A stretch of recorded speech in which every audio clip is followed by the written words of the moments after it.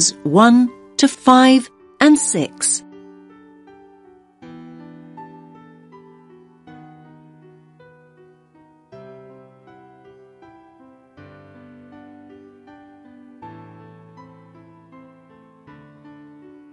Listen carefully to the first part of the conversation and answer questions 1 to 4. Good morning, you're through to the treehouse at the Botanic Garden. How can I help? Oh, hello. I'd like to book a place on the, Japanese floral art workshop. Ah, yes. Do you mean our workshop on the 16th? No, it's on the 6th. Saturday the 6th. Ah, yes. Got it up here on screen now. Japanese Floral Art Workshop. That's great. You're just in time. We're nearly full. 12 people have already booked a place, and this workshop is limited to 15 participants. It's one of our most popular workshops. In fact, it's the 5th one we've run. And this is the last one this term. There won't be another workshop until next year now. Oh, great. Thanks a lot. And can I just check the start time? It says on the leaflet I've got here that it begins at 12:30. That's right. It finishes at 1:30. Most of our other workshops are only half an hour long, but this one is longer. In fact, we're thinking of running some longer ones in the future. Oh, I see. Well, I'm really glad it lasts for a full hour. I don't think I would be able to come up with any kind of floral arrangement in less time than that. And certainly not in 30 minutes. Me neither. Now, one more thing.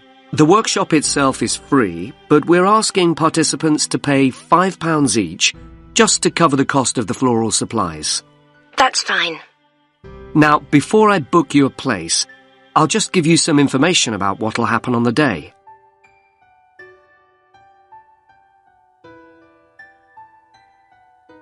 Now listen to the next part of the conversation and answer questions 5 and 6.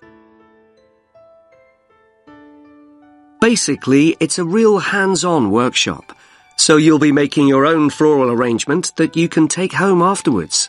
That's great. I'm really looking forward to that. Now, a couple of important things. Please remember to bring scissors or cutters to the workshop.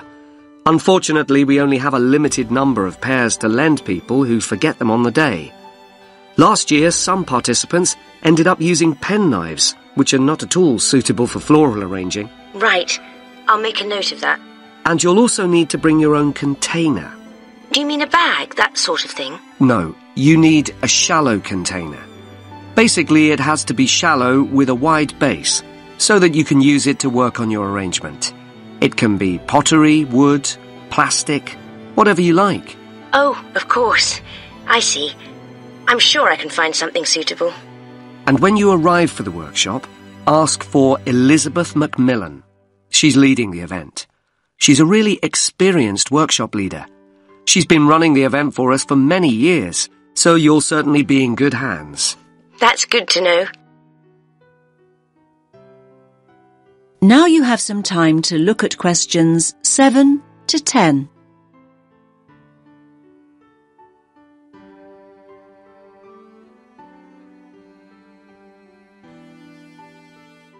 Now listen to the next part of the conversation and answer questions 7 to 10. Now, I'll just take your details for the booking form.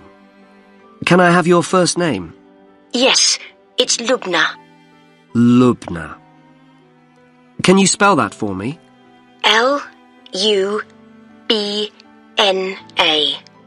And your surname? Awan. Is that Awam? No, it's an N at the end. Thank you. And a contact number, just in case we need to get in touch with you before the workshop. Yes, it's 0759 830 5321. Thanks. That's all the information we need. So that's you booked in. Oh, actually, just one more thing. Would you like to be on our mailing list? This means that we can send you information about future events and workshops. All we need is your email address. Yes, that's great. My email address is lawan25@yahoo.com. OK, I'll just read that back. LAWAN25@yahoo.com. Yes, that's correct. OK, I'll pop all your details on the system and we'll see you at the workshop next weekend. Thanks a lot for your help. Bye. That is the end of section 1.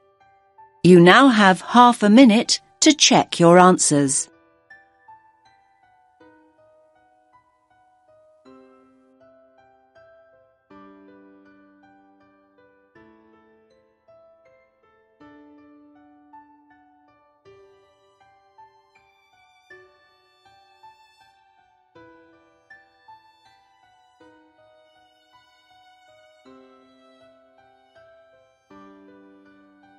Now turn to section 2.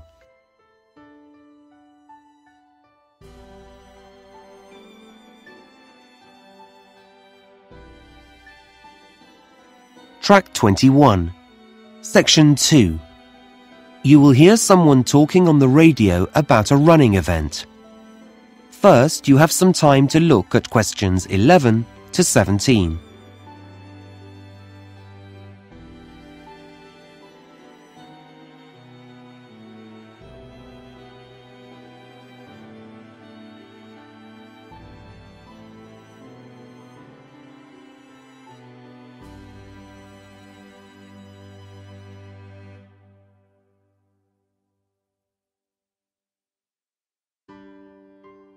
Now listen carefully and answer questions 11 to 17.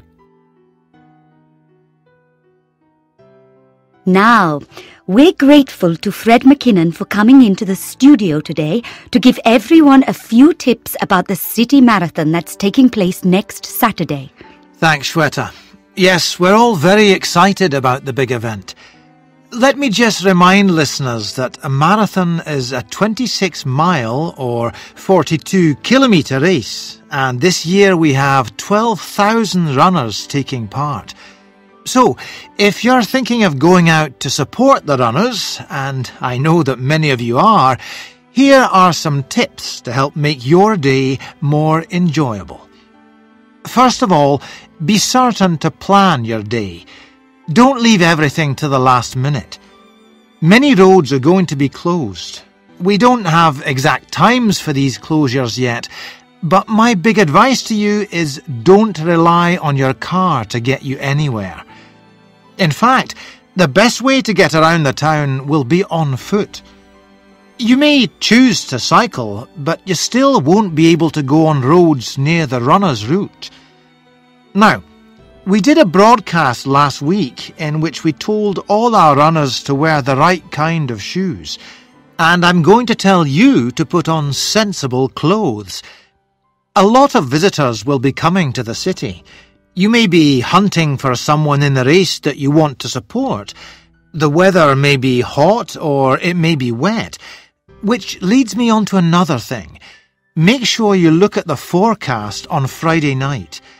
If it's going to rain, take an umbrella. And if it's going to be hot, take some drinks. However, please don't try to pass these to the runners. We already have hundreds of volunteers who'll be standing on the roadside, so let them give out the drinks. When you get into the town, find yourself a spot to stand in. You may well want to walk up and down the route, but please don't cross the road. There could be thousands of people running towards you, some very tired and not able to focus clearly. We don't want any accidents, and runners don't want obstacles like you in their path. What they do need is your support, particularly when their energies are low, so cheer them on, and for once, don't worry about noise. The louder, the better. Lastly, if you have friends or relatives who are taking part in the run, please don't say that you'll see them at the finish line. If everyone does that, the whole area will be terribly congested and you won't be able to find anyone. Well, that's most of the advice, but Before you hear the rest of the talk, you have some time to look at questions 18 to 20.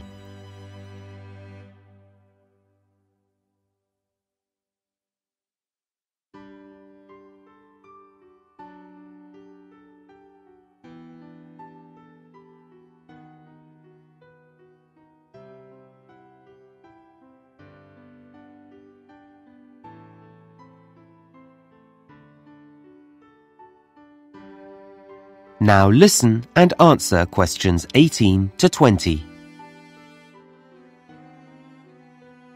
Now, I mentioned transport earlier, and I've just got a few more bits of information about travel on the day. As I said before, roads in the town centre will be closed, but if you need to be picked up at your home, then you could take a taxi some of the way. Unlike the trams and trains, however, they'll be held up on the roads, so passengers shouldn't expect them to be as punctual as they normally are. Don't be put off by this, though. There'll be extra drivers working that day, and you'll get one eventually. If you're meeting up with friends and want to be around when the runners set off, that's 9 a.m. by the way, whatever end of the city you're coming from, I'd say use the trams. They still have routes that cross roads, and this will inevitably lead to some problems, but they're likely to have more reliable timetables than buses at this time of day. And, as you know, unlike taxis, they can carry plenty of passengers. Lastly, the buses. Quite a number of bus routes will be altered slightly, and it's already been decided that some will be closed. There won't be fewer drivers, but they will be operating on different routes, and some will have longer breaks than they normally do. We'll be including a full list of all the bus routes and numbers, and where they'll be going, in this week's local paper, so look out for that. Well, that's it from me. Back to you, Shweta. Thanks very much, Fred. That is the end of section 2. You now have half a minute to check your answers.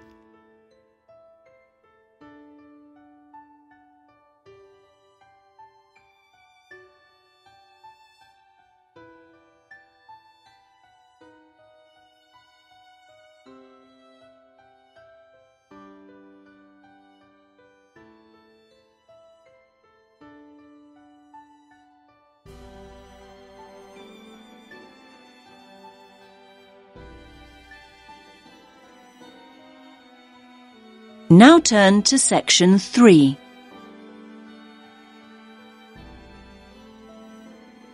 You will hear 2 students and a tutor discussing their plans for next year. First, you have some time to look at questions 21 to 24.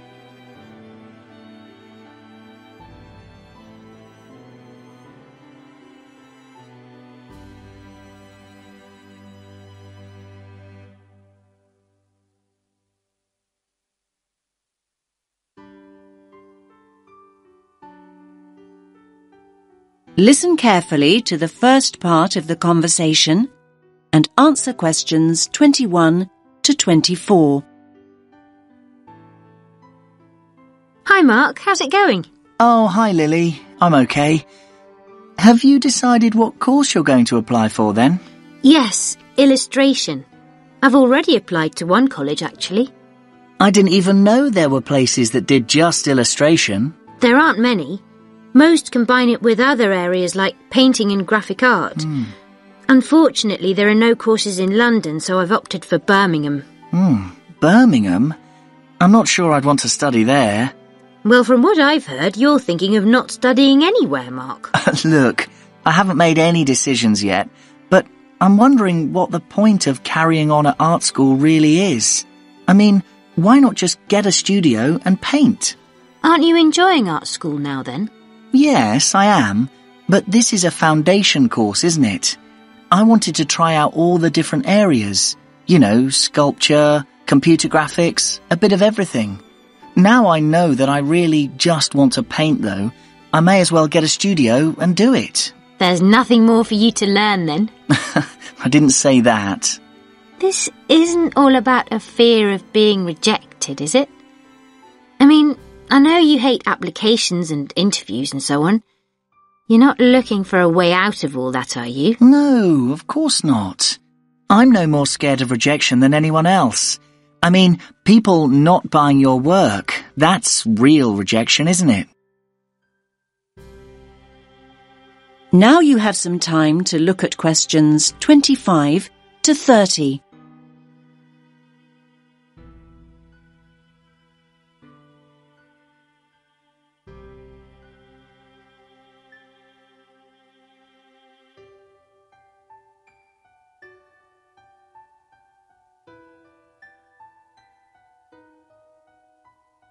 Now listen to the next part of the conversation and answer questions 25 to 30. Hi, do you mind if I join you? We were talking about next year and applying for courses. I couldn't help overhearing. What's this all about then, Mark? Is it true that you're thinking of not continuing at college? I'm looking at other options, yes. I've been reading about artists who claim there's no real advantage in learning formally. There's this Scottish guy who just went to Paris and got a studio. He's doing really well now. In fact, one of the fine arts students here dropped out of her course at the end of the first year and just went to Prague. She loves it there.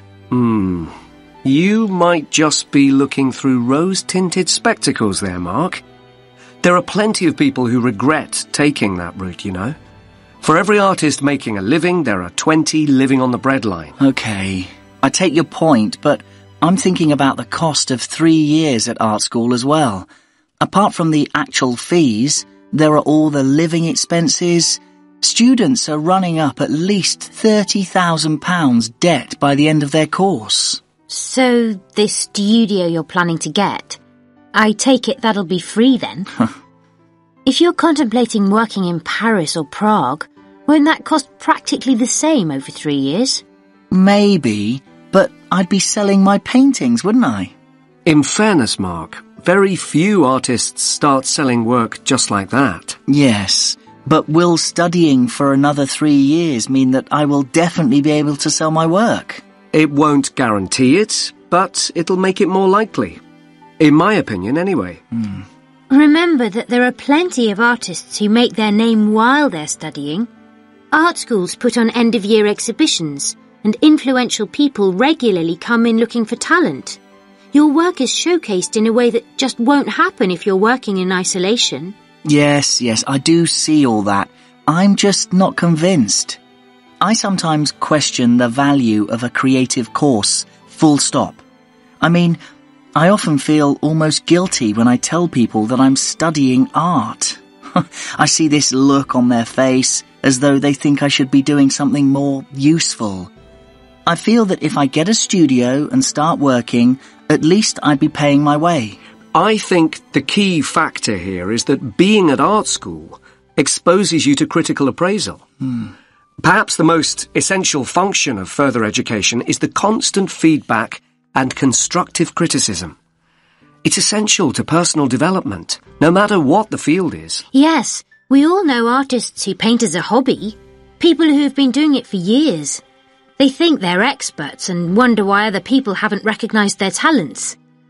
If only they'd become part of a creative community, they'd understand why that hasn't happened. Yes, I think Lily's right. It's important to keep developing and responding to feedback. Anyway, don't go making any rash decisions. Come and see me. That is the end of section 3. You now have half a minute to check your answers.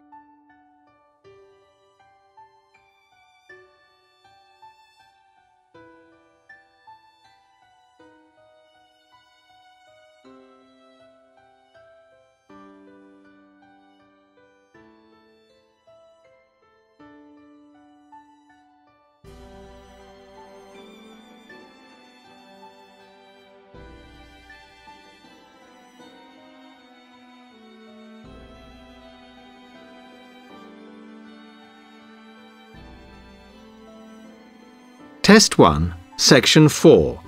You will hear a media studies tutor giving a lecture about news sources. You now have 30 seconds to read questions 31 to 35.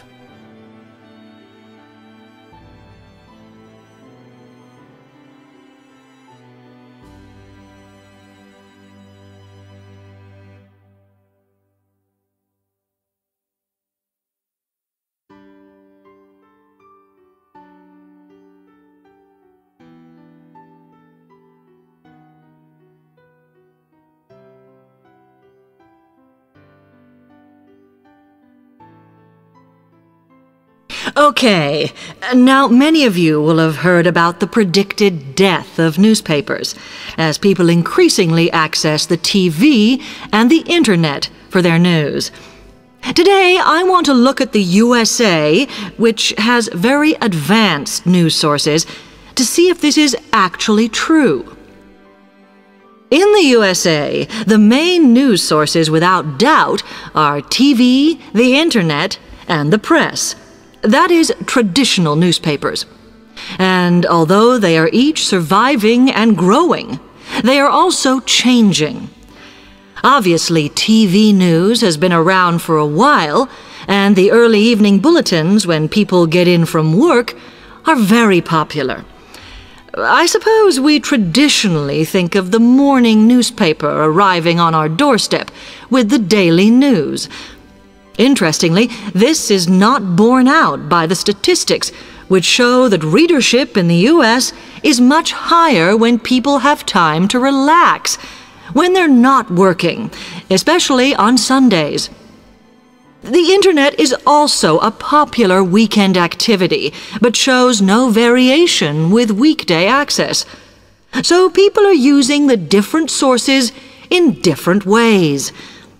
Interestingly, local radio has been hit less by the grip of quite strong local newspapers than by the Internet, which is seen to offer a better regional service. But just because the Internet is seen as the new force in news media does not mean it is dominant. Television has, of course, been global for a while. But now, technological changes, which have fueled the rise of online news, have also allowed newspapers to print and distribute editions across the world. In fact, Internet news, which is seen as the big competitor for traditional markets, does not offer that much variety. Often, the sources are the online versions of the newspapers, whereas television, in order to offer something different, has had to come up with a much more mixed bag of reporting, from hard news to light reports on celebrity events. Another issue is reliability. The Internet is virtually unregulated, so anything can be reported there, whether true or not. Journalists on newspapers have fought a long, hard battle to fight intervention and to retain the freedom of the press. Television, however, is seen as critical to political power and has become subject to harsh controls about what it can or cannot say. You now have 30 seconds to read questions 36 to 40.